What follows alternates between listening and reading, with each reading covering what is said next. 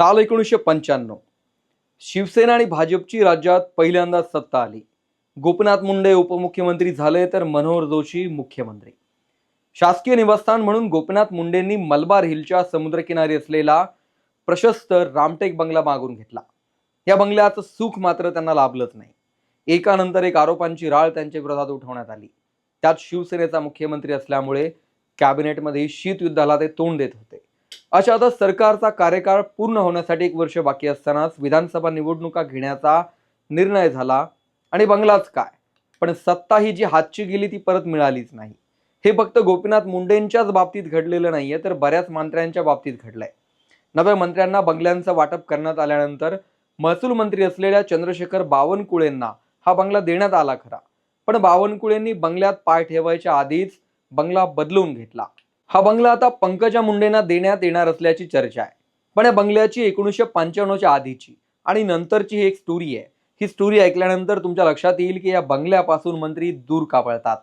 नमस्कार, मी विशाल बडे आणि तुम्ही पाहताय story.com.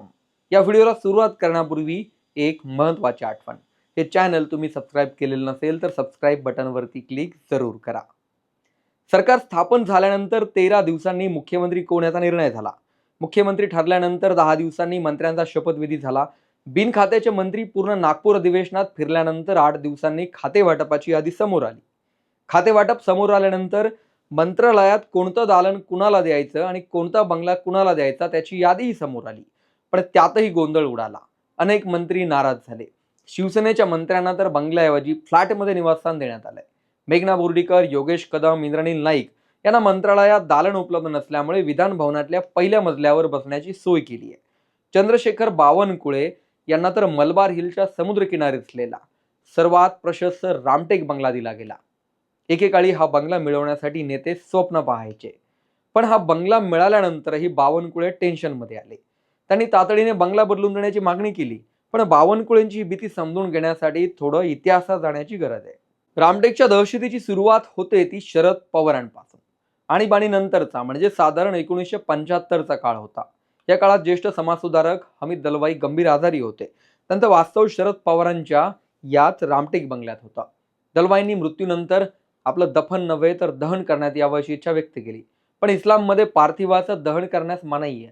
त्यामुळे शरद पवारांना हमीद दलवाईंची इच्छा पूर्ण करण्यासाठी मोठ्या वादाचा सामना करावा लागला. त्या काळातही पवारांचं वास्तव्य रामटेकमध्येच होता. 1978ला वसंतदादा मुख्यमंत्री असताना शरद पवार काँग्रेसमधून बाहेर पडले आणि त्यांनी पुरोगामी लोकशाही दल अर्थात पुलोची स्थापना केली.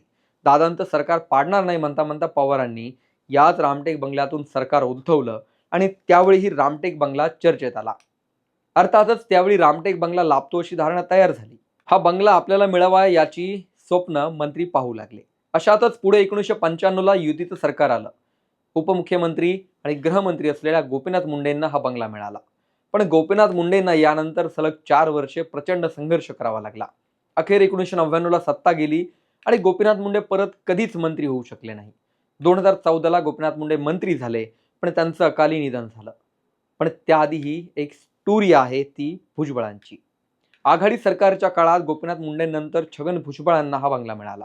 भुजबळ उपमुख्यमंत्री म्हणून या बंगल्यात राहायला आले खरे, पण बंगल्यात ऐकू येणारा मुंबईतल्या समुद्राच्या लाटांचा आवाज फार काळ त्यांच्या कानावर पडू शकला नाही.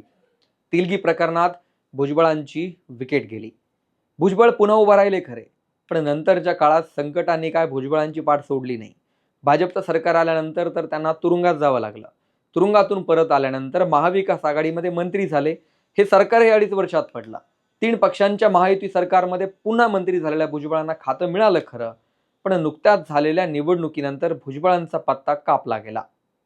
भुजबळांसारखी स्टोरी एकनाथ खडसेंची आहे. 2014ला जवळपास 1.5 दशकानंतर भाजपचं सरकार आल्यानंतर एकनाथ खडसे मंत्री झाले.